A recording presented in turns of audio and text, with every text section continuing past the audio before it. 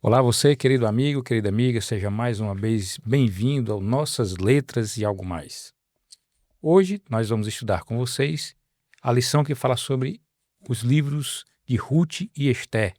Vamos ver a história dessas duas mulheres. Ruth, uma viúva sem recursos, e como o seu casamento se tornou uma história de amor das mais admiradas da Bíblia. E como essa história de amor reflete também o amor de Cristo por nós. Esther, uma órfã em terra estrangeira, que tomou conhecimento de uma trama para destruir seu povo, e como ela atuou para salvá-lo.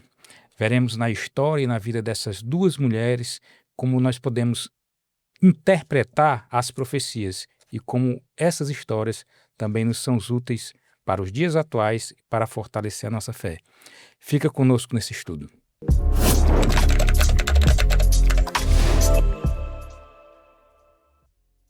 E hoje aqui, que privilégio, a presença aqui dos meus amigos, William, Christian, Daniel Calderon, tudo bem com vocês? Tudo bem, William? Tudo bem, Daniel? Graças a Deus, é muito bom estar com vocês novamente, acompanhado dessas pessoas ilustres.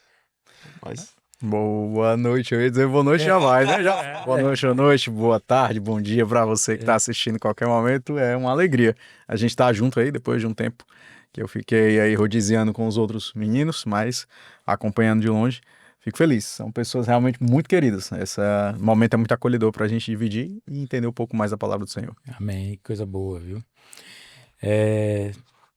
Já na lição 11, né? Sim, De tá bem 13, pertinho, né? estamos bem pertinho, né? tá acabando. Tá acabando, então, alusões, imagens e símbolos, e vamos aqui para nós estudarmos aqui como é que Ruth, o livro de Ruth, o livro de Esther, a história delas, né? Sim. Nos ajudam a interpretar as profecias, né? E a gente vê aqui, é interessante que quando a gente inicia esse estudo, aí a gente, às vezes, tem uma abordagem inicial desses livros, e quando você vem para o que a lição ela vai trazendo aqui, aí a gente Começa a ver os paralelos, começa né? a ver os paralelos e ver que, né, como se eles entrelaçam, né? E a gente vê exatamente como as escrituras sagradas, elas têm esse link entre o Antigo Testamento e o Novo Testamento, e como eles servem, as histórias, os exemplos, eles servem para a nossa realidade hoje, né? E escatologia, né? Você vai ver do começo ao fim a escatologia, né? Que é os eventos, a prefiguração dos eventos do tempo do fim. Desde Gênesis até o Apocalipse, e no livro de Esther e de Ruth a gente vai conseguir também Vai trazer conseguir paralelos trazer aí, paralelos. relacionados aos eventos escatológicos, né? Apocalípticos. O verso, que a gente chama de verso para memorizar, está no livro de Esther, capítulo 5, verso 2, que diz o seguinte: Quando o rei viu a rainha Esther parada no pátio, ela alcançou o favor diante dele. E o rei estendeu-lhe o cetro de ouro que tinha na mão. Esther se aproximou e tocou na ponta do cetro. E a lição diz assim: Nesta semana continuaremos a explorar histórias que prefiguram os eventos dos últimos dias. Ao usar acontecimentos e pessoas da vida real, Deus nos ajuda a ver as coisas de sua perspectiva e a entender como interpretar as profecias que se cumprirão e que foram dadas para fortalecer a nossa fé. Lembrando que ao longo desse trimestre a gente viu passagens do Antigo Testamento que nos ajuda a interpretar profecias que já se cumpriram, né? Sim. Profecias que a gente vê os cumprimentos delas e algumas que ainda irão se cumprir. Né? E a lição aqui continua, né? Nossa atenção nessa semana vai se voltar para duas mulheres importantes cujas histórias tocaram o coração de inúmeras gerações, Ruth e Esther. E aí, para contextualizar, sabemos que nas profecias, mulher é um símbolo poderoso da Igreja de Deus, o que nos diz muito sobre como ele considera seu povo. E aí, dentro desse estudo, nós vamos examinar os relatos bíblicos destas duas mulheres, cujas circunstâncias de vida foram imortalizadas na palavra de Deus, e tirar todas as lições que pudermos da experiência delas. E a lição já no domingo tem um título interessante, né? Fome na casa do pão. Né? E aí já no segundo parágrafo ela diz assim: o início dessa história é bastante irônico. Houve uma fome que afetou Belém, cujo uma cidade cujo nome significa Casa do Pão, né? Como se até assim, como na padaria, Padaria faltou pão. na padaria faltou pão, né? E a gente entende que o contexto daqui da passagem, ele nos traz o quê? É uma fome, ela tem um porquê, né? Sim. A gente vai ver que essa época é a época onde o povo era governado por juízes, né? E houve um afastamento de Deus. Por isso que a fome ela se instalou na terra de Judá, né? E a lição ela nos remete já o livro de Ruth, para a gente já dar o nosso início, mas para a gente entender, o livro de Ruth, capítulo 1, dos versos 1 a 5. E diz assim: no tempo em que Israel era governado por juízes, houve uma grande fome naquele país. Por isso, um homem de Belém, cidade da região de Judá, foi com sua mulher e os seus 2 filhos morar por algum tempo no país chamado Moabe. O nome desse homem era Elimeleque e o da sua mulher Noemi. Os 2 filhos se chamavam Malom e Quilion. Essa família era de Efrata, um povoado que ficava perto de Belém de Judá. Eles foram para Moabe e ficaram morando ali. Algum tempo depois, Elimeleque morreu e Noemi ficou com os 2 filhos, que casaram com moças moabitas. O nome de uma delas era Orfá, ou Orfa, e o de outra Ruth, quando já fazia quase 10 anos que estavam morando ali. Malom e Quilion também morreram, e Noemi ficou só e sem os filhos e sem o marido, né? Irônico, eles deixaram Judá para sobreviver e acabaram morrendo, né? E aí a lição ela já inicia com uma pergunta, né? Trazendo aqui nesse contexto dos versos 1 a 5 do início do livro de Ruth, que diz assim: quais as dificuldades que Ruth e Noemi enfrentaram e o que as causaram, e como isso reflete a situação que toda a raça humana ela enfrenta. A gente podia começar fazendo uma oraçãozinha. Sim. Isso. Importante pra gente até se aprofundar no estudo. Mas tá na hora agora. Tá na agora, então perfeito. Vai lá, William. Tá, tudo bem. Vamos orar ao Senhor. Bom Deus, bom Pai, a Tua presença é o que nos alegra, a despeito das nossas dificuldades, das nossas incertezas, dos nossos desânimos e também das nossas conquistas. Mas saber que o Senhor está conosco, saber que o Senhor nos traz até aqui, saber que o Senhor conduz o nosso estudo, conduz os nossos passos, nos motiva a continuar no mundo onde a esperança e as expectativas são baixas. Permita que o Teu bom Espírito seja aquele quem instrua tanto quem vai escutar, como quem vai falar a respeito da Tua palavra. Lava-nos com o sangue de Jesus, limpa-nos e nos ajude a sermos servos, tal qual a palavra realmente nos orienta. É o que nós te pedimos, é o que nós te agradecemos, confiados em Cristo. Amém. Amém.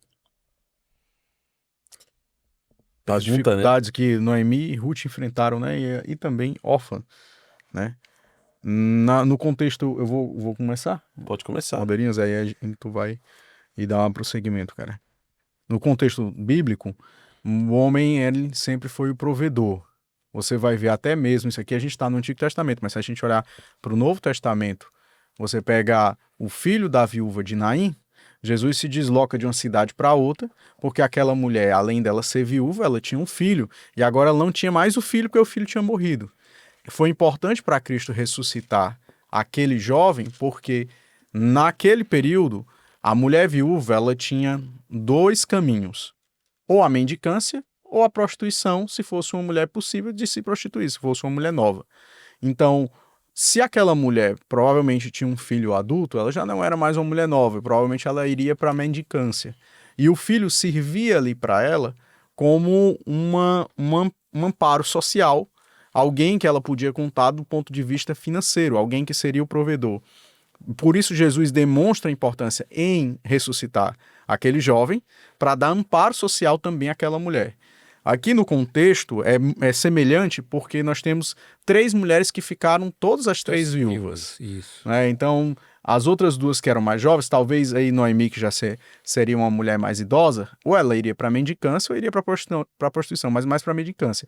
As outras duas mulheres, você teria a opção da prostituição ou de se casar novamente, se aí fosse possível, né? Que aí vai acontecer na história de Ruth, vai aparecer um parente resgatador.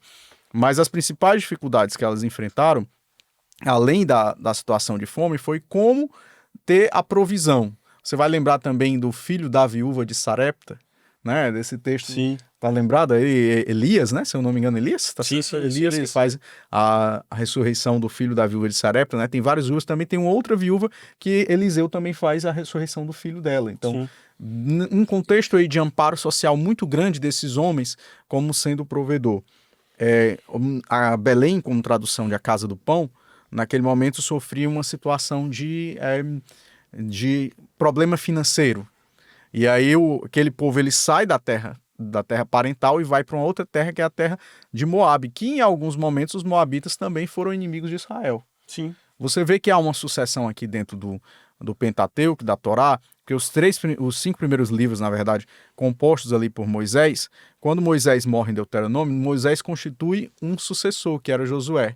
Só que o grande problema ali no final da vida de Josué é que Josué não tem sucessor. Ele não conseguiu passar o bastão. Ficou entre os líderes de Israel. Tanto é que você tem aquele texto de Josué capítulo 24 que diz: eu e minha casa, quando ele está ali falando para os líderes, vocês estão afastados de Deus, mas eu vou dizer uma coisa, eu e minha casa serviremos ao Senhor, independente se vocês vão servir ou não. E aí você tem um certo esfacelamento, porque deixa de ter um sucessor, um líder ali, uma representação teocrática, né, de Deus, um profeta, ao mesmo tempo um líder também que conduziu o povo de forma administrativa, de forma política, e você passa a ter vários juízes. E teve juízes que andaram em conformidade com Deus e teve juízes que não andaram, como foi o caso de Sansão, né, que teve seus problemas. E depois dos juízes, tanto é que diz esse texto, quando Israel era dirigido pelos juízes, houve fome na terra. Houve um esfacelamento, então, aí da dirigência, do governo, de uma maneira geral. E aí faltou pão onde não podia faltar pão, na casa pão. Exatamente. Ou justamente Belém. Belém Efrata, né? Os efrateus, Belém Efrata, tu Belém Efrata. Tem esse texto lá do Novo Testamento falando também do local onde Jesus tinha nascido.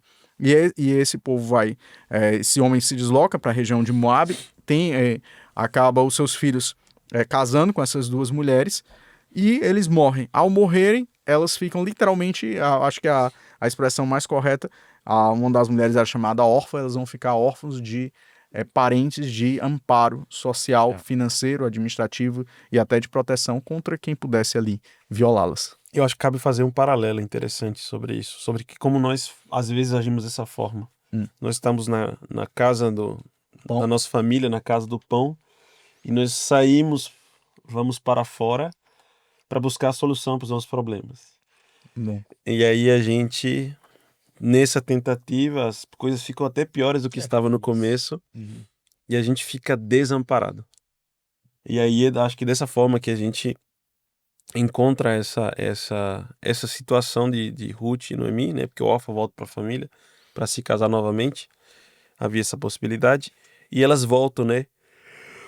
E é muito legal a atitude da Noemi, que ele diz: teu povo será meu povo, teu Deus será meu Deus, eu vou te acompanhar. E ela volta. De Ruth em relação a... Isso, perdão, Ruth com relação a Noemi, Noemi. exatamente. E aí esse paralelo é bem interessante, porque você percebe alguém que precisa ser sustentado, alguém que precisa ser mantido, alguém que precisa de um resgatador. E o resgatador seria aquele parente mais próximo que vai responder pela família. Porque elas não tinham direito à terra nem à posse. E dado a isso, elas não tinham herança. Porque herança, nesse contexto, na antiguidade, era passada de pai para filho. Era a partir dessa forma patriarcal, né? Então elas não tinham esse direito e elas precisavam de um resgatador. E acho que fazendo um paralelo para a nossa situação na humanidade, nós nos encontramos numa humanidade que ela está desamparada. E ela tentou até se colocar em pé com as próprias pernas, tentou as suas próprias soluções. A gente vê uma história que ela se repete, de ver várias tentativas apontando para várias direções que deram errado, completamente errado. Você vê, inclusive, tentativas que são centradas em Deus, mas sem Deus, né? O fideísmo. que atribui todas as respostas a Deus, mas não se preocupa em ver o que Deus diz. Aí você vê um racionalismo que vai tomar conta, um antropocentrismo, e nada se resolve. É como se você fosse buscar Moabe o alimento e você não consegue encontrar. Como você estivesse ali na casa do pão, mas sem conseguir enxergar o pão, né? Exatamente. E aí entra a figura de Jesus Cristo como nosso resgatador. Acho que em dois contextos diferentes, no momento em que ele paga o preço, e aí foi o que vai acontecer, né, na figura de Boaz, que ele vai se colocar como resgatador da família para sustentá-las e para colocar, dar continuidade ao nome da família deles. E também no contexto de nos resgatar, de nos ir buscar, né? Porque aí entra dentro do contexto da lição de, no cenário dos últimos tempos, Jesus vai se levantar para nos resgatar e nos tirar do nosso poço de lamentações, digamos assim, que é esse mundo, para colocar na casa do pão, mas agora na casa do Pai. Do Pai que proporciona o pão, né? O Pai que proporciona o Pão da vida, né? pão da vida, O Pai que exatamente. proporciona o pão da vida. É. Aí a gente vê aqui que nesse contexto também, a fome foi o quê? O resultado direto do afastamento de Deus, Sim. não é isso? E a gente vê também dentro desse contexto aqui que o quê? Que o pecado ele tem consequências. Sim. Então, quais foram as consequências? Ou seja, a nação que foi escolhida para se espalhar a luz ao mundo, né? O que é que acontece? Ao invés de... Olhou as trevas, né? Exatamente. Então, a fome estava exatamente Onde era para ter abundância. onde era para ter abundância, entendeu? E a falta de fé também tem consequências, porque o que foi que aconteceu? Eles saíram da terra deles para ir para a terra de Moabe, né? E qual foi a consequência? Foram para tentar sair ou dar uma solução para a fome e acabaram morrendo. Acabaram Caramba. encontrando a morte. A morte, entendeu? Então, assim, mas aí a gente vê que mesmo dentro desse contexto, Deus ele tem misericórdia. E a gente vai ver no decorrer da lição. Olha, interessante, Wesley, você colocar assim, que cada um saiu pelo seu caminho. Eu não sei se vocês repararam, mas tem um texto aqui que é Juízes capítulo... O último capítulo aqui de Juízes, o capítulo 21 e versículo 25, é o último capítulo que vem antes do início do livro de Ruth. A minha versão diz assim: naquele tempo não havia rei em Israel, cada um fazia o que achava certo. Acho que parece um pouco longe. Parece que o Instagram, né? Parece. Porque cada um diz o que quer. Sim. E aí a tua verdade, tu não pode se intrometer na minha vida, Você tem porque que me respeitar, porque a minha verdade é a minha verdade. é a tua verdade, a gente vai ter que vamos brigar aqui pelas horas da verdade. A verdade dele é a verdade dele. Você me fez... Não existe parece que a ideia de uma coluna, ele que entende sobre lei e decreto e tudo, né? Parece que não existe mais. Cada um tem uma verdade, cada um é um doutor abalizado em direito, em medicina, em arquitetura. Sim. Cada um na internet é um campo sem lei. Então, eu acho interessante que cada um fazia aquilo que achava certo. Cada um fazia o que bem entende. Me fez lembrar de uma conversa que tinha de uma amiga, a Noemi. Ela é filósofa e de vez em quando tinha umas conversas bem interessantes. E ela costumava dizer a respeito do modus operandi hoje da sociedade pós-moderna, contemporânea, que, não sei se vocês já ouviram falar disso, já devem ter várias vezes falado que tudo é relativo. Sim, sim. Mas é interessante que ela dizia que quando você para pensar, nós não vivemos mais na época do relativismo, porque o relativismo está relacionado com um ponto de referência. Hoje não existe mais ponto de referência. Então nós vivemos numa época de subjetivismo, em que eu sou minha referência, você é tua referência. Se eu dizer esse copo é meu Deus, quem é você para questionar aquilo? Porque eu acredito isso. Porque eu tô sentindo que eu tenho comunicação com o copo, né? Não há conversa e logo cada um faz o que acha mais reto. Mas olha, porque naquele tempo não havia rei em Israel. Lembra que a Constituição, quem era o primeiro rei de Israel? Era Deus. Sim. E aí depois Israel, já no período de Samuel, diz assim, as outras nações têm reis, a gente queria um também. Lembra? A gente já estudou sobre isso. Então não havia rei em Israel, ele está querendo dizer que não havia um respeito, não havia uma doutrinação celestial que você respeitasse a espiritualidade. Sim. Ou seja, a tua mente, a tua mentalidade governava o teu coração. Não havia referência. Não havia referência. O que isso está nada mais, nada menos do que extremamente atualizado para nosso contexto. Sim. Hoje nós vivemos nessa situação de referência. E aí é nesse momento em que o ser humano passa a tomar o controle da vida e começar a resolver os seus problemas do seu formato. Lembra quando Abraão, já de idade, com 75 anos, recebeu a promessa que ia ter um filho e no seu filho ia ser chamada a descendência? Sabe com quanto tempo depois Isaac nasceu? Por volta quando Abraão tinha 99 anos. Ele esperou 24 anos. Só que nesse período de espera de 24 anos, desde o período da promessa, lá em Gênesis capítulo 20, em 15, até o período do nascimento de Isaac, Abraão disse assim, rapaz, a promessa está demorando. Então tá na hora... Deu dar um jeitinho aqui. Tá na hora de eu dar aqui Dá um empurrãozinho, né? vou botar o carro aqui para pegar. Porque tá difícil aqui subir a ladeira. Então, a Sara, vendo também que a promessa estava demorando, ela velha, Abraão velho, e você vendo várias formas que não ia dar certo o plano de que Deus tinha dito, o que a Sara diz? Aqui minha serva. Bota aqui a minha serva. E aí nasce Ismael, você sabe todo o contexto de Ismael. Ismael é expulso, mas eu gosto muito de um texto de Gênesis que diz que Ismael estava chorando embaixo de um zibro, que era embaixo de uma árvore. E o anjo ouviu a voz do menino. E o anjo desceu para consolar Ismael. Mesmo sendo fruto de uma intencionalidade humana em resolver um problema divino, Deus não desamparou Ismael, pelo amor que ele tem a todos os seus filhos. Ou seja, aqueles homens saíram da terra da casa do pão, foram para uma terra que não era deles, encontraram um lugar de fome e morte, se casaram com 2 mulheres, cada uma delas não pertencia à tribo, à região deles, não eram mulheres hebreias, eram mulheres moabitas, o povo de Moabe já tinha sido povo inimigo, mas Deus não desamparou Ruth. Sim. Ela vai ser cotada aqui como uma viúva que foi extremamente abençoada por Deus e entra dentro da genealogia de Cristo.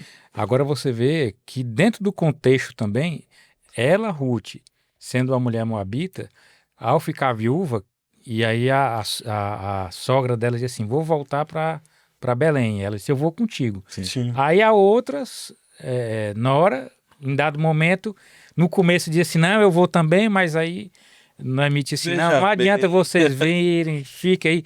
Tá bom, eu vou ficar. Aí Ruth vem o quê? Ruth 1,16, porém Ruth respondeu, não me proíba de ir com a senhora, nem me peça para abandoná-la. Onde a senhora for, eu irei.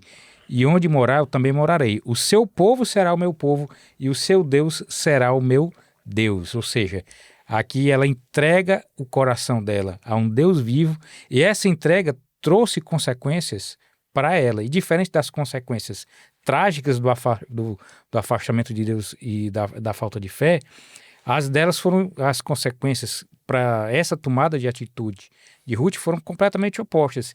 E aí é que a gente vai já partindo para a segunda-feira, quando fala sobre Ruth e Boaz, né?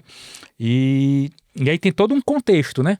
O William já falou dessa questão do abandono social. Sim. E aí dentro desse contexto, o que é que acontece?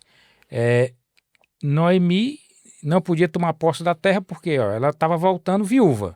Seu marido e seus filhos haviam falecido. Então ela não poderia tomar posse da terra do marido dela sem obter a assistência de um parente próximo, né? Então tem todo um contexto lá no povo de Israel que explica essa situação. Então ela esperava que Ruth ela pudesse se casar com um parente próximo, entendeu?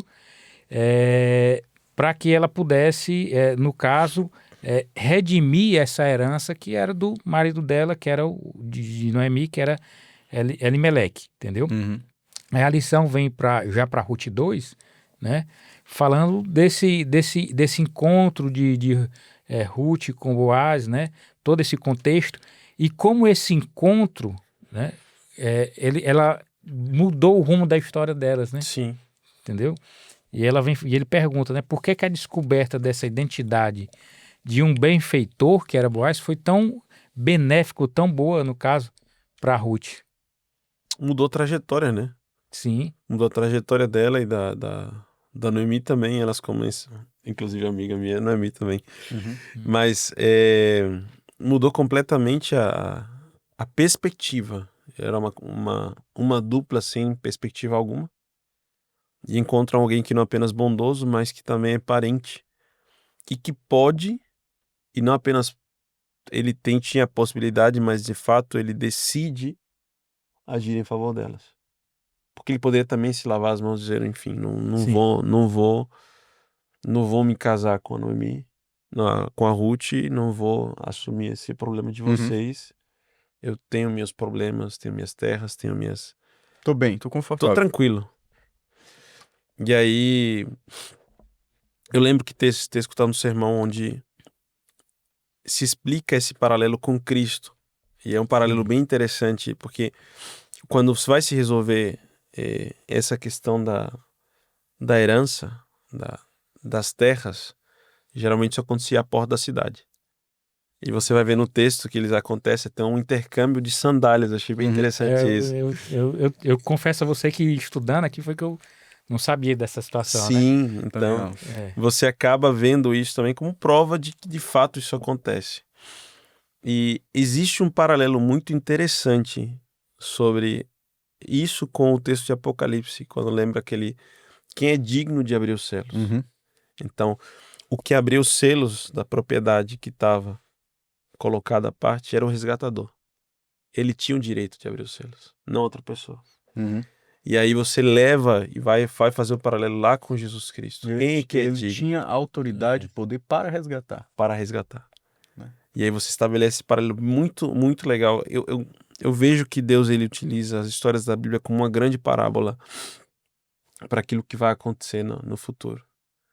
E mostra a sua forma de agir para conosco.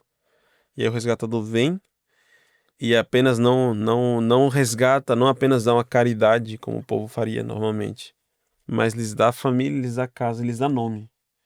E é curioso, me chama muita atenção o modo de Deus agir, porque aquela mulher que não tinha parte nem no povo, nem na descendência, nem na linhagem de Judá, ela vai fazer parte da descendência de Jesus. Só. Apenas. É uma das duas. É. E é curioso isso. Porque, Pouquíssima coisa, né? Pra ela. É. Uma mulher, teoricamente, de um povo estranho, inimigo. inimigo, que pela Bíblia seria considerado julgo desigual, mas aí a gente Sim. pode até ampliar o conceito de julgo desigual, porque mesmo ela sendo de um povo inimigo, ela tinha valores. Sim. Os valores dela eram cristãos, eram valores em anuência com... Ela se coloca à disposição, né? Ela se coloca à disposição. Teu povo é o teu povo, o teu Deus é o meu Deus. O teu Deus é o meu Deus. E o verso, a continuidade do verso 16 diz assim, aliás, o verso 17 diz assim, eu quero morrer onde a senhora morrer, e aí desejo ser enterrada. Deus pode fazer o que ele quiser comigo se eu deixar que alguma coisa, senão a morte me separa da senhora. E um dos detalhes que Boaz cita por ter essa... a consideração que ele teve por Ruth, um dos detalhes que ele cita, ele diz assim, eu fiquei sabendo tudo o que você fez com respeito à sua sogra. Sua sogra, isso. Então, a forma como você agiu gentilmente com a sua sogra, a forma como você abraçou o Deus dela, o povo dela, o amparo que você deu, a outra foi embora, você ficou. Então, você é diferente, tem alguma coisa diferente. E só para a gente deixar aqui bem marcado para o nosso ouvinte, Levítico capítulo 25, verso 25, diz assim, se alguém do seu povo empobrecer e vender alguma parte da sua propriedade, então virá o resgatador, seu parente resgatará o que o seu irmão tiver vendido. É uma das maneiras que Deus tinha para poder tentar diminuir a desigualdade social dentro do meio do povo. Você lembra que quando Deus chamou Adão e Eva, ele disse assim, vocês têm um jardim é para vocês cuidar, guardar, né, trabalhar, fazer a limpeza, porque vai ter alguém que vai querer tomar. E aí em Gênesis capítulo 3, eles vendem a propriedade deles por uma história contada ali. Você tá entendendo? Mas aí em Gênesis capítulo 3, versículo 15 diz que o teu descendente, né, sofrerá uma ferida no calcanhar, mas este descendente destruirá a cabeça da serpente, já simbolizando Jesus, que seria o resgatador de recuperar a terra de Satanás, que foi dada pelo parente dele mais fraco, que se empobreceu e que se vendeu ao pecado, que seria Adão e Eva. Então essa a simbologia entre Jesus como sendo Boaz e Adão e Eva como sendo Ruth. E lembrando que o resgatador precisava pagar o preço, né? Pagar o preço. Porque muito provavelmente quando eles se mudaram, eles venderam a terra. Sim. Para ter um dinheirinho para iniciar a vida em Boaz. E é interessante essa relação que Deus estabelece na divisão da terra. Que existia essa, de certa forma, essa intransferência da terra. Você tinha Você vendia, mas o cara tinha posse e não a propriedade, porque a propriedade era relacionada à família. Isso. E aí, a cada certo tempo, se você precisasse vender por uma questão, você podia comprar de Comprar volta. de volta. Ou no ano do jubileu, as terras voltavam à família. Isso realmente diminuiria a A desigualdade. desigualdade social e a exploração, né? Isso. O William falou aqui, né? Exatamente fez esse paralelo, né? Do resgatador com Gênesis. E aí a lição aqui, ela dentro da temática de Boaz como esse resgatador, é interessante que quando você vai para Ruth 2, né? Aí mostra todo o contexto de como foi que Ruth teve esse contato com Boaz e tudo.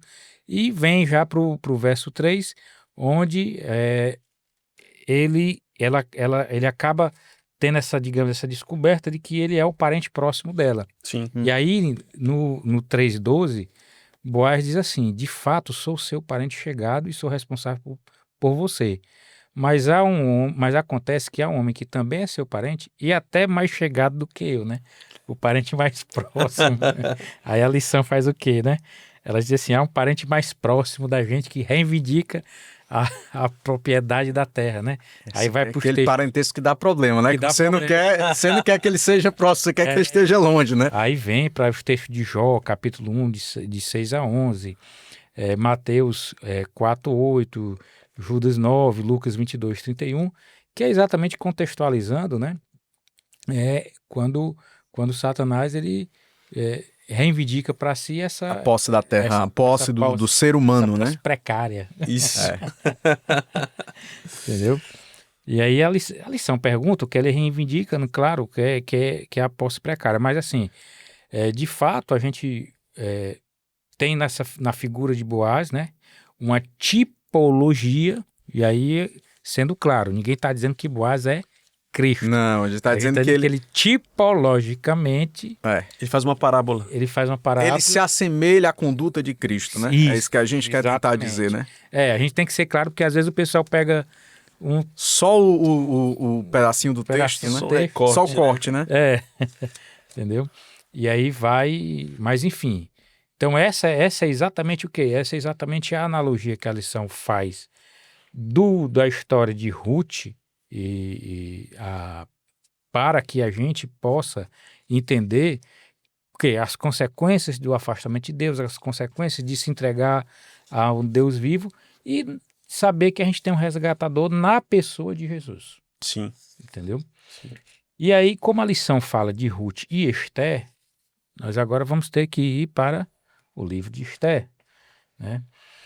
E a lição, na quarta-feira, né, fala que na história de Esther conhecemos Amã, que tinha sede de posição e poder. Eu acho que é interessante, porque tô com um negócio Pode falar, na mente aqui, é o seguinte, você vê que... Eu achei legal esse paralelo entre Ruth e Esther. Ruth, ela recebe a bênção de forma passiva. Então, ela vai receber o resgate.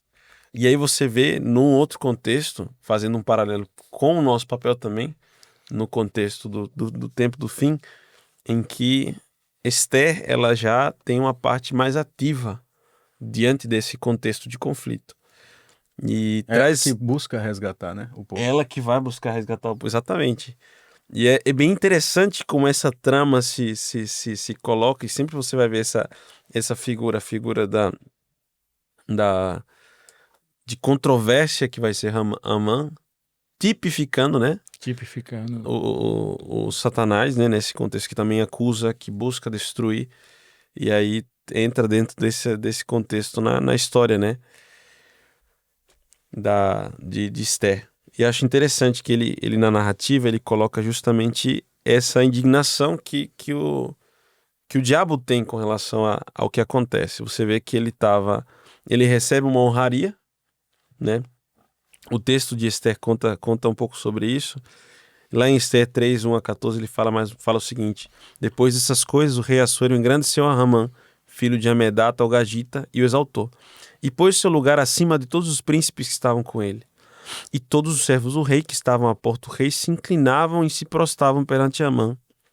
porque assim tinha ordenado o rei acerca dele. Porém, Mardoqueu não se inclinava nem se prostrava. Então os servos do rei que estavam à porta do rei disseram: Mardoqueu, por que traspassas o mandado do rei? Sucedeu, pois, que dizendo-lhes isso, de dia em dia, não lhes dando ele ouvidos, o fizeram saber a Amã, para verem se as palavras de Mardoqueu se sustentariam, porque ele lhes tinha declarado que era judeu. Vendo, pois, Amã que Mardoqueu não se inclinava nem se prostrava diante ele, Amã se encheu de furor. Porém, em seus olhos teve em pouco pôr as mãos só sobre Mardoqueu, porque lhe haviam declarado o povo de Mardoqueu. E Amã procurou, pois, destruir todos os judeus que havia em todo o reino do Assuero ao povo de Mardoqueu. É interessante ver alguns elementos na história. Você vê uma figura que é exaltada, que ela quer ser exaltada, e você vê Mardoqueu, que estava num contexto de povo estranho, ele estava longe, ele estava como uma minoria, numa situação de risco, e aí ele decide sustentar uma postura que aparentemente, para quem olha de forma superficial, ela é insensata, no mínimo insensata. Mas no cerne da questão que o Mardoqueu diz ao não se inclinar a Amã: apenas a Deus eu me inclino. E isso estava no cerne da identidade Parecido dele. com o Daniel, né? E os amigos Sim. dele. Isso, Muito exatamente. parecido, né? Essa história. E é interessante que os amigos dele dizem: olha, você não pode fazer isso, que o rei mandou que todo mundo se incline. E ele diz: eu sou judeu, não vou fazer isso. Uhum. E eles, para ver se a palavra dele se sustentaria, vão falar para Amã. E será que isso tem alguma coisa a ver com Apocalipse, hein? Total. Tudo, né? Você vê, eu estava lembrando aqui do texto, eu acredito que é Provérbios capítulo 1, versículo 7, que o temor do Senhor é o princípio da sabedoria, porque traça um paralelo de Esté capítulo 3, verso 1, com Ezequiel capítulo 28, verso 11, verso 15, e Isaías capítulo 14, verso 12 a verso 15, que fala sobre Satanás. Sim. Sobre a questão de Lúcifer ter se ensoberbecido com a posição que ele ocupava. Sim. Tenha medo dos elogios. É isso que eu queria dizer. Tenha cuidado com os elogios. Nós, como seres humanos, nós temos uma estrutura muito frágil no engrandecimento. A gente tende muito a achar que o engrandecimento ele é fruto da nossa própria força, da nossa própria capacidade intelectual. Amã, ele, por ser colocado numa posição de destaque, ele comete o pecado ali, vamos dizer assim, o pecado de Lúcifer, o pecado do orgulho, da soberba. E disse: eu mereço a adoração, eu mereço ser reverenciado, né? E Mordecai, sabendo que o único que merecia ser reverenciado, por isso que diz que o temor do Senhor é o princípio da sabedoria. Ele foge a essa comparação esdrúxula com o divino. Vou tentar colocar essa expressão aqui. O que eu gostaria também de citar, eu já falei da posição de Naamã, agora olhando para Mordecai, cuidado com as nossas concessões. Mordecai não fez concessão entre o certo e o errado. Isso é verdade. E muitas vezes, pelo dia a dia que nós vivemos, pelo mundo, como o mundo se processa, como as relações sociais são construídas, como uma maneira de não desagradar o outro, ou de eu ser aceito dentro da minha convivência familiar, social, de trabalho, qualquer coisa que seja, eu começo a cometer algumas concessões de reverências a pequenos Amãs, a pequenos ídolos. Você está entendendo o que eu estou dizendo? Então, cuidado com as nossas concessões. Eu sou judeu. Ele disse: eu sou do povo de Deus. Eu conheço Deus verdadeiro. Eu sei que o sábado não pode ser a quinta-feira. A quinta-feira é a quinta-feira, o sábado é o sábado. O que eu acesso na quinta-feira eu não posso acessar no sábado. As contas que eu mexo na quinta-feira eu não posso mexer no sábado. O sábado não é a quinta-feira. A quinta-feira é a quinta-feira, o sábado é o sábado. Então eu tenho que ter cuidado com esse tipo de concessão, com o tipo de comportamento que eu desenvolvo, que eu posso estar reverenciando outros deuses, pequenos ou grandes, a despeito de onde ocupa o lugar no meu coração. Isso tem muita referência com o Apocalipse, capítulo 12, versículo 14 a 17, e Apocalipse, capítulo 13, versículo 15. Apocalipse é um livro que o cerne dele, se a gente fosse tentar exprimir, seria a adoração. Sim. Adoração. A quem você adora. Porque a quem você adora molda o formato daquilo que você vive e como você é. Sim. Do mesmo jeito que você escolhe aquele... Eu vou fazer uma comparação bem simplista. Você escolhe um barbeiro e ele faz o teu cabelo, ele faz a tua barba. Se tu escolher outro, não vai sair do mesmo jeito. A quem você adora vai te personificar, vai te moldar, vai direcionar os teus princípios. Então, o cerne do Apocalipse é a adoração. Tanto é que uma das 3 mensagens angélicas é adorai aquele que fez o céu, a terra, o mar e as fontes das águas. A referência ao Deus que de fato é criador e não Sim. criatura. Ele não provém da mão humana.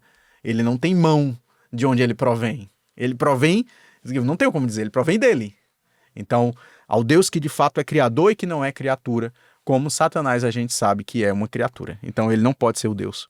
E muitas vezes vamos ter boas justificativas para você fazer concessões. Claro. As concessões, elas sempre são pautadas em argumentos sólidos. Sim. e é justamente sobre isso. São... Cara, se você não se inclinar, você vai morrer. Não, cara... Um argumento desse precisa de... Só faz isso, é besteira. De leve. Né? Tranquilo. Não vai mudar quem você... Mas aí que tá a cilada, né? E aí você vê que Satanás, ele faz a mesma coisa com Jesus lá em Mateus 4, 8 a 11. Isso. Que ele novamente o transporta ao monte alto, mostrou-lhe todos os reinos da terra e a glória deles, e disse: tudo isto te darei se prostrado me adorares. Que ousadia! Eu acho incrível, sabe, Caldeiras e Wesley e meus amigos que estão aí. Não dá para você subir uma escada, por mais que você seja hábil, do primeiro pro 15º degrau em um só pulo. Você vai ter que passar por todos os degraus, um a um. Por que eu estou dizendo isso para você? Ninguém trai o outro no relacionamento de um dia para a noite. Aos poucos você vai construindo tijolos e você vai abrindo brechas, lacunas, onde o relacionamento vai se fragilizando. Isso eu tô falando no relacionamento conjugal, de marido e mulher. Sim. Mas no relacionamento com Deus é do mesmo formato. Ninguém chega ao ponto de menosprezar o sábado do dia pra noite. Não é assim, eu tô aqui orando, tô bem num dia, e no outro dia... Do nada... Do nada, eu finjo que o sábado não é nada, não vale nada. Eu finjo que Deus não vale nada, eu viro as costas pra Deus. Não é assim. Primeiro você vai deixando de orar, depois você vai deixando de ler a Bíblia, depois você vai deixando o culto familiar. Depois, no sábado, você já permite fazer coisas que são socialmente aceitáveis, mas não é bem aquilo que Deus tinha dito, entende? Não é o propósito de Deus, é mais o meu propósito. Então vai ficando mais customizado. Eu acho que a palavra é certa. Customizado. Aparado assim do jeitinho que é pra ser, do jeitinho do meu gosto. Vou moldando do meu jeito, né? Pra você esquecer ou deixar ali ocultado que o maior dos deuses que a gente tem talvez nem seja o Satanás, mas o meu próprio eu. Sim. Porque foi esse Deus que destronou Satanás do céu. Quando ele olhou pra si mesmo e viu que ele era tão maravilhoso e tão grandioso que ele não precisava de Deus para poder ser o Deus dele, né? E contextualizando também, e Daniel, aqui em Esther 3, quando Amã faz toda essa, digamos assim, articula tudo para que os planos dele de execução do povo judeu aconteçam, né? Aí ele vai lá no Esther 3:9, ele diz assim: se o Senhor quiser, assine um decreto ordenando que sejam mortos, né? Que é que nós vamos... Parece mais Daniel na Cova dos Leões, né? Assim, aí no 10 ainda diz assim, ó: o rei tirou o seu anel sinete que servia para carimbar as suas ordens e o deu a Amã, filho de Amedata e descendente de Agag, o inimigo dos judeus. E o rei lhe disse, no verso 11, fique com seu dinheiro e essa gente eu entrego nas suas mãos. Aí quando você vai para Apocalipse, aí você vê o decreto, o contexto, não só do decreto dominical, mas um decreto de morte. O selamento, né? Sim. O selamento do povo como um sinal de... E aí você tem... Separação. Separação, entendeu? e, e achar aqueles que vão perseguir os remanescentes, achar o seguinte, pronto, aqui é a minha vez, eu cheguei, estou com um decreto nas mãos, dizendo que é um decreto dominical, que ninguém pode comprar ou vender no sábado, entendeu? Depois um decreto de morte, mas aí vem um selamento. Mas o selamento que, no contexto aqui, quando o rei, ele pegava, digamos assim, né? Vamos fazer aqui a parte, pegava o seu anel e ele ia lá e pá, carimbava em Daniel, né? Quando Daniel entra na cova dos anjos, Sim. o rei sela, né? Entendeu? E Que é aqui, pra ninguém mexer, para né? ninguém mexer, ou seja, ele representa também uma questão que de propriedade.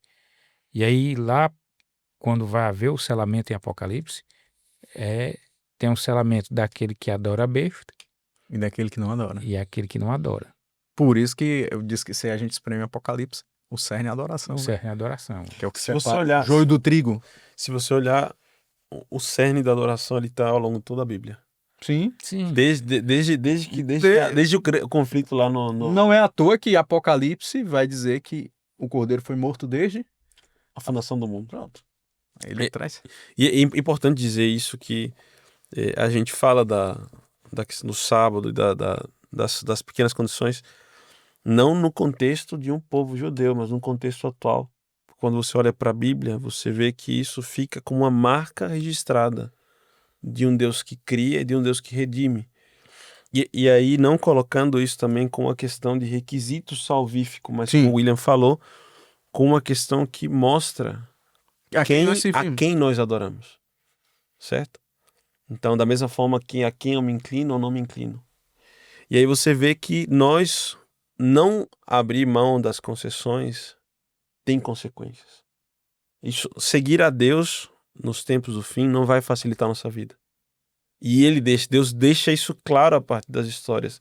Na história de Esther, na história de Daniel com seus amigos lá, mostrando um paralelismo muito fiel do que vai acontecer no futuro, ao qual quem decidir se tornar fiel vai sim ser perseguido. Mas a história não termina ali, porque Deus ele toma parte. E ali tem um elemento muito interessante, que é o papel que Esther tem nesse contexto.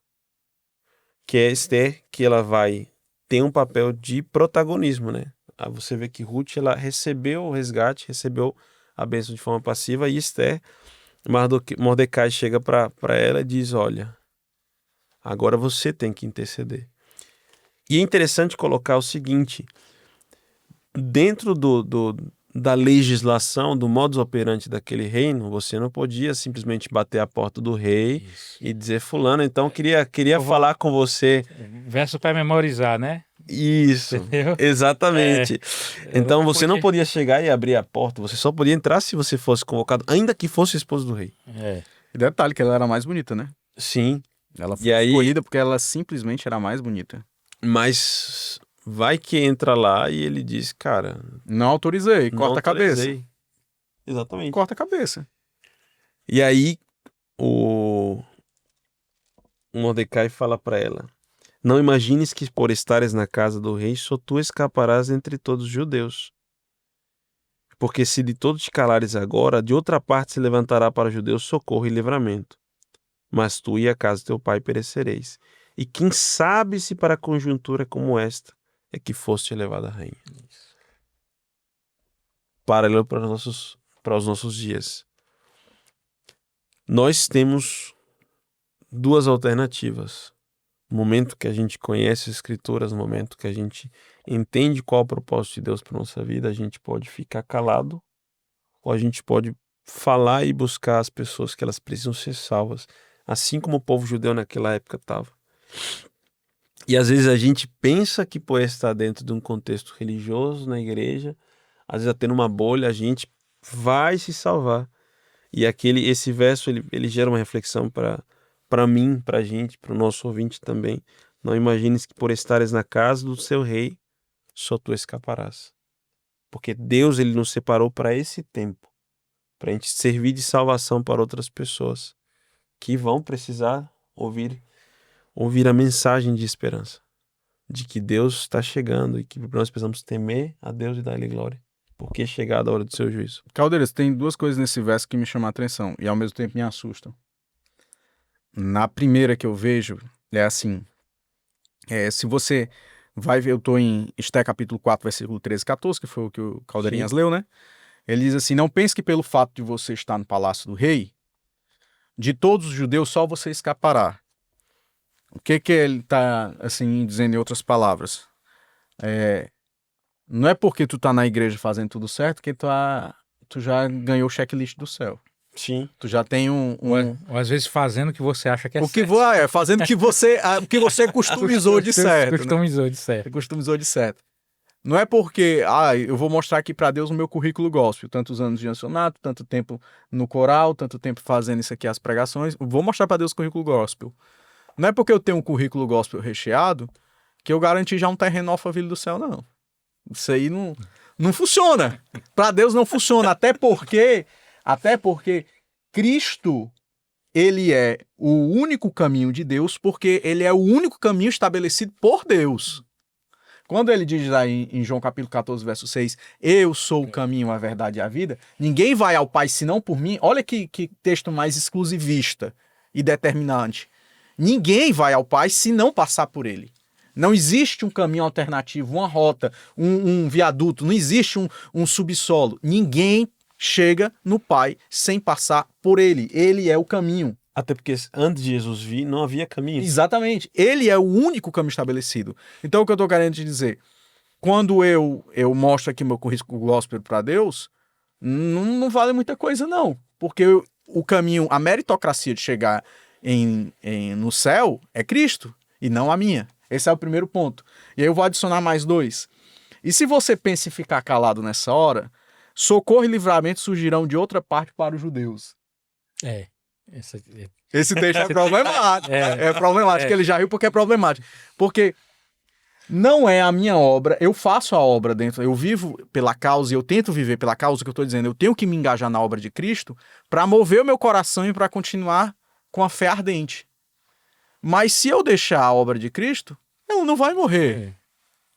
Socorro e livramento vão vir de outra parte. Ele está dizendo o seguinte, não é, você está achando que está suave, está aí numa situação confortável, não pense que você não vai ser atingida. E outra coisa, se você não ajudar, tem alguém que vai ajudar. Ele não diz de onde vai surgir.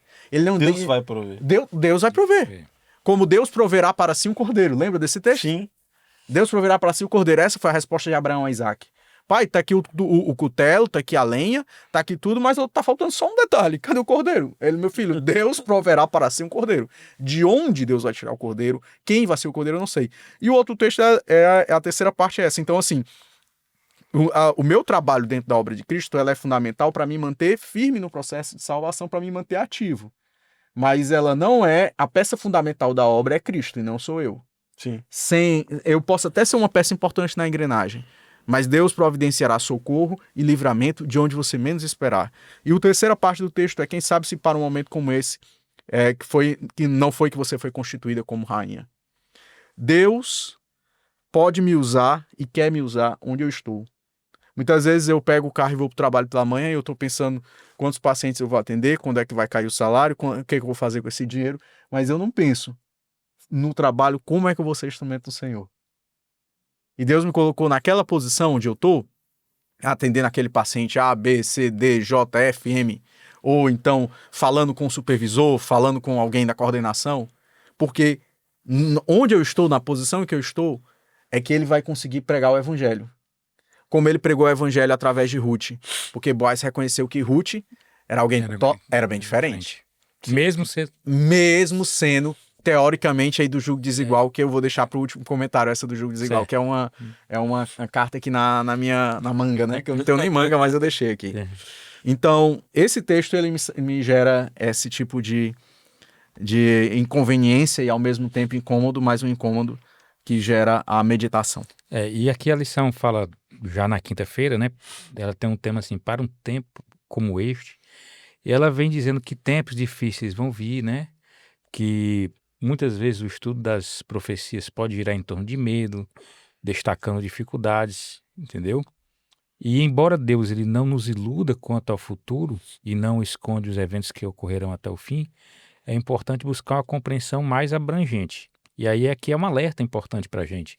E o livro de Esté traz isso daí. Por quê? Porque você vê que o povo estava na iminência do extermínio, né? Mas fez o quê? Se uniu em oração, Sim. não é verdade? E aí e em confiança, né? Não só oração, mas na confiança que Deus ia tirá-lo daquela situação. E aí veio o livramento. E aí tudo se inverteu, né? O acusador, né? O propenso ao algoz foi destruído, foi morto, né? Recebeu as consequências daquilo que ele queria dar Outra, né? para o povo de Deus, entendeu? E a gente vê em Apocalipse 16... Só uma coisa, ele recebeu Sim. as consequências do que ele queria dar para o povo de Deus. Você lembra que depois dos 1000 anos, alguém vai arder no lago de fogo e enxofre? Sim. Aquele que cometeu a maior quantidade de pecados e que influenciou as pessoas a pecar? Isso. A prefiguração bem nítida, a tipologia satânica cai bem certinho para isso daí. Amã, né? Sim. Ele recebe, por isso que diz que o lago de fogo e enxofre foi preparado para o diabo e seus anjos. Não é preparado para seres humanos. Sim. É preparado para o diabo e seus anjos. Seres humanos vão cair lá de enxerido, porque não aceitaram a Deus como um salvador. E eu vou dar até um spoiler sobre isso. Talvez a gente Desculpa aí, a gente interrompeu aí. Não. Mas é interessante colocar esse adendo. Dentro do contexto bíblico, não tem isso de que você morre, se você for ruim, você está queimando agora no Sim, inferno. certo. Ou se você foi bom, você está no seio de Abraão, você está no céu. O juízo é lá na frente. Lá em Eclesiastes, você vê claramente que é que os mortos não cabe nada que está na terra.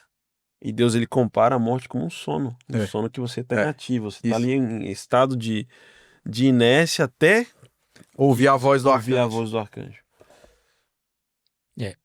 Eu estava falando aqui da questão do Apocalipse 16, que era exatamente o quê?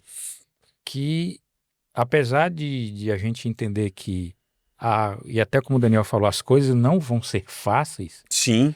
mas a gente tem que entender que a gente está diante de um Deus justo. Apocalipse 16, capítulo 5, e o contexto aqui é depois num contexto onde são derramadas as taças, né, da ira de Deus, ele diz assim, eu ouvi o anjo, 16:5, que tinha autoridade sobre as águas dizer, tu és justo nos teus julgamentos, ó Deus Santo, que és e que eras. E 16:7 diz, aí ouvi uma voz que vinha do altar, a voz dizia, ó Senhor Deus Todo-Poderoso, os teus julgamentos são de fato verdadeiros e justos. Então, tem justiça. No final de tudo vai ficar evidente que Deus é justo. Exatamente. E vai ser reconhecido isso. E vai ser reconhecido. Vai ser reconhecido isso até pelos ímpios. Sim. Até pelos ímpios. Até pelos ímpios, né? Mas vamos para os nossos recados finais, Daniel, William. Comece. Mas meu recado aqui é... Tá procurando recado. Tudo bem. Não, tá bem, já tá aqui. Já tá aí. Eu vou para um texto problemático, tá certo? Mateus capítulo 1, versículo 3. Salmão foi o pai de Boaz, e a mãe dele foi Raabe. Você lembra, né? Josué capítulo 1, que era Raabe. Sim. A prostituta. Salmão foi o pai. Tá aqui o texto, para ninguém dizer que eu tô tirando da minha cabeça. Mateus capítulo 1, verso 5. Salmão, eu falei verso 3, é verso 5. Salmão foi o pai de Boaz. A mãe dele foi Raabe. Boaz foi o pai de Obed, e a mãe deste foi Ruth. Obed foi o pai de Jessé. Jessé foi o pai de Davi. Incrível, né? É como Deus trabalha. Tem um texto de, acho que é 1 Coríntios, que diz que Deus escolhe as coisas que não são para confundir as que são. Sim. E que a loucura de Deus aliás, as coisas de Deus parecem loucura diante dos homens. Deus, ele pode fazer tudo o que ele bem entender, o querer e o efetuar. Ele pode inserir quem ele quiser dentro do seu ministério. Vai depender se eu e você temos um coração disposto a receber a presença de Deus e a mudança que Ele quer fazer nas nossas vidas. Não importa quem eu fui e não importa quem eu sou agora. O que importa é se eu estou disposto a me entregar a Cristo. Ruth era moabita. Teoricamente, esse casamento não era para ser abençoado. Mas aqui a gente leu 2 histórias onde o protagonismo foi das mulheres.